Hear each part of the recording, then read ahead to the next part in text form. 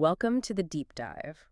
Have you ever felt just, well, completely stuck trying to learn a language? Like, where do you even begin? Oh, absolutely. It's that sheer number of choices, isn't it? What hmm book, what app should I do grammar today or vocab? Yeah, decision fatigue is real. And that's why today's deep dive is, I think, really useful. We've got this source material detailing a very structured 30-day action plan for English. It really is structured. It's designed to make practice a daily habit, almost automatic. Exactly. So our mission today is to unpack it, the schedule, the tasks, the specific resources it suggests. Yeah. We want to turn this month-long idea into something you can, actually start doing, maybe even tomorrow. And what's great is how it covers everything: listening, speaking, reading, writing, plus grammar and vocab. Yeah. It's quite holistic. It values that structured consistency. Okay, let's unpack this. So where does it start? Not day one, actually. No, day zero. It's all about setting the stage. Right. And the very first thing is assessment. The source points to a free test from Lancaster University. To get a handle on your listening, writing, and reading levels, you need that objective starting point. A baseline. And then, crucially, setting a specific goal, not just get better. Exactly. That's too vague. The examples they give are things like score 100 on the TOEFL test. Which is a big standardized test for uni entry, yeah. Or, reach upper intermediate level by, say, the end of the month. Something concrete. And you have to write it down, right? Yeah. The test score and the goal. Write it down. Use the calendar or sheets they suggest, whatever works. Yeah. Because at the end of the 30 days, you need something solid to compare against. It makes the progress feel real. Okay, foundation set. Let's get into the actual weekly cycle. Days 1 to 7. It seems like a repeating pattern. Very much so.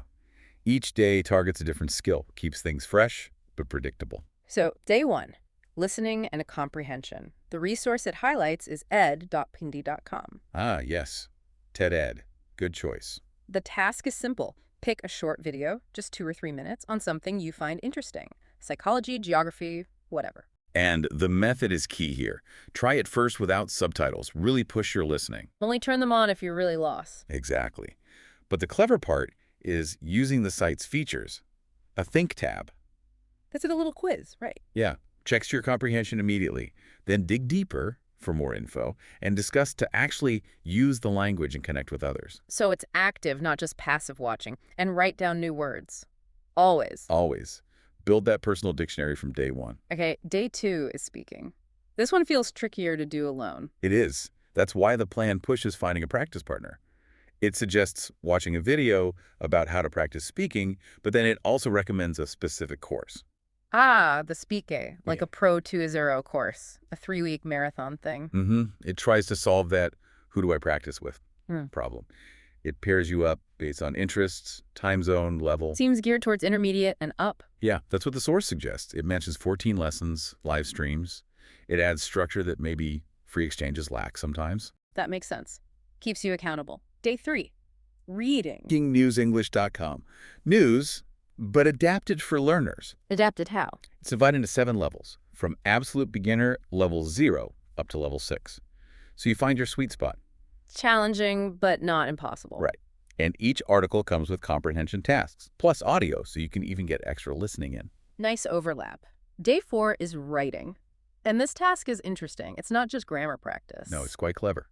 Write 200, 300 words about your ideal day in 5 years. Okay, so what's the point there beyond just writing practice? Well, 2 things. First, you're naturally using future forms, modals, maybe conditionals. Good grammar workout. But second, it forces you to think about your actual life goals. What does that ideal day look like? Who are you?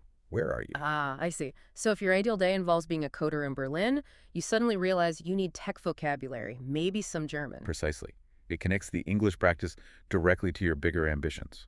Makes it more meaningful. Very smart. Day 5, back to basics with grammar. Yep. Pick one topic you struggle with. Just one.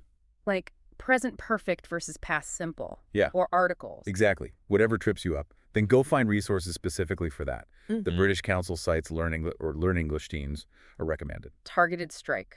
Okay, Yeah. Day 6 is vocabulary consolidation. Right.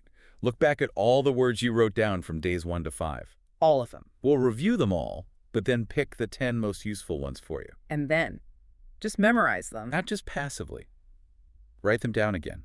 Create a sentence for each one your sentence, and then spend like 10 minutes Googling them. Look at the image results. It helps create a visual association. Writing, context, visual cues, Yeah. multi-pronged attack on forgetting. Pretty much. Yeah. Then day 7, the English day off. My favorite day already. What's the rule? Do whatever you want, relax, but do it in English. Watch Netflix, listen to English music, watch YouTube videos. Like from Silicon Valley Girl, maybe. Sure, anything. Keep the immersion going, but without the pressure of active study.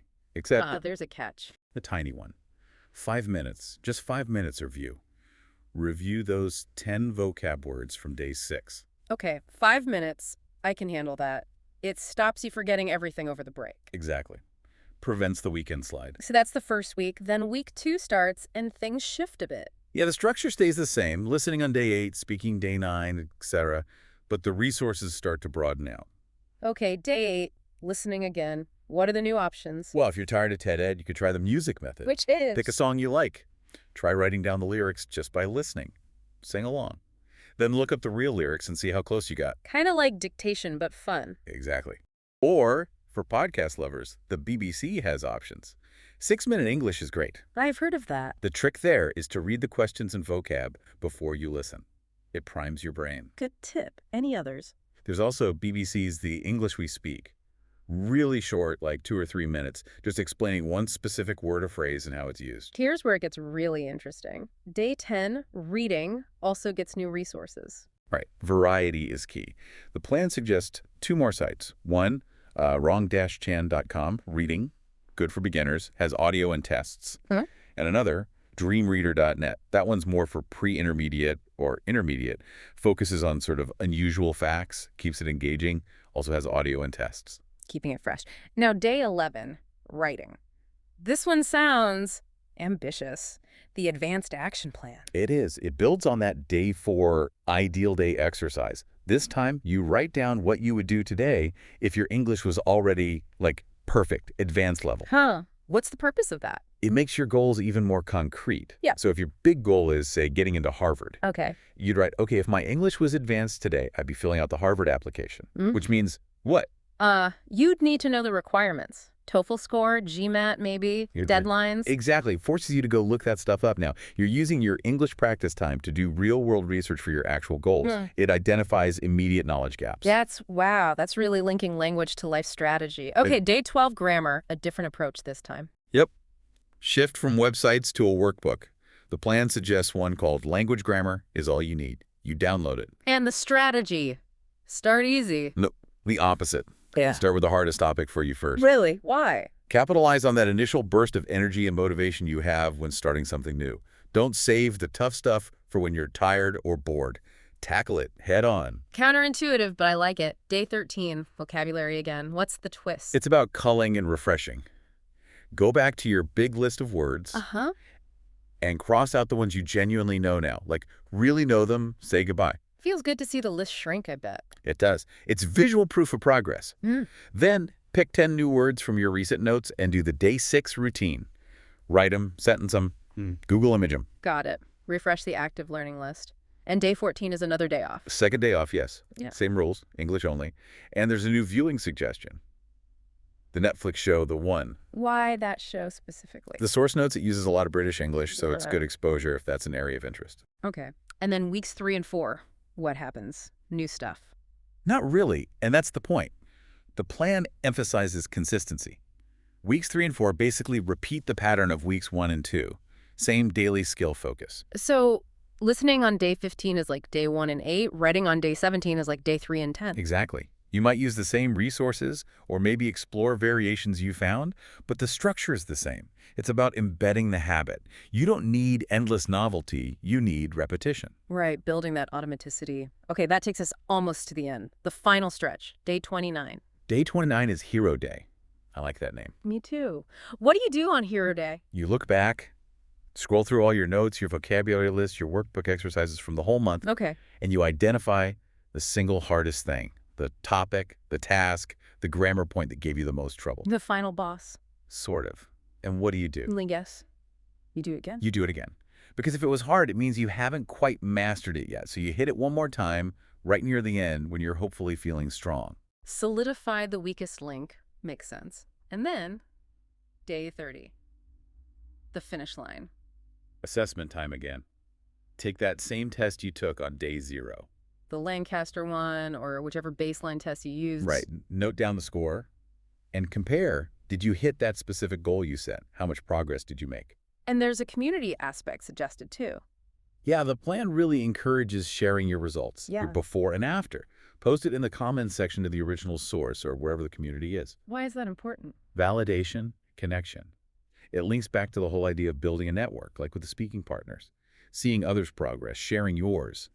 It boosts motivation. Yeah. It shows you weren't alone in the effort. So what does this all mean if we zoom out from the daily tasks?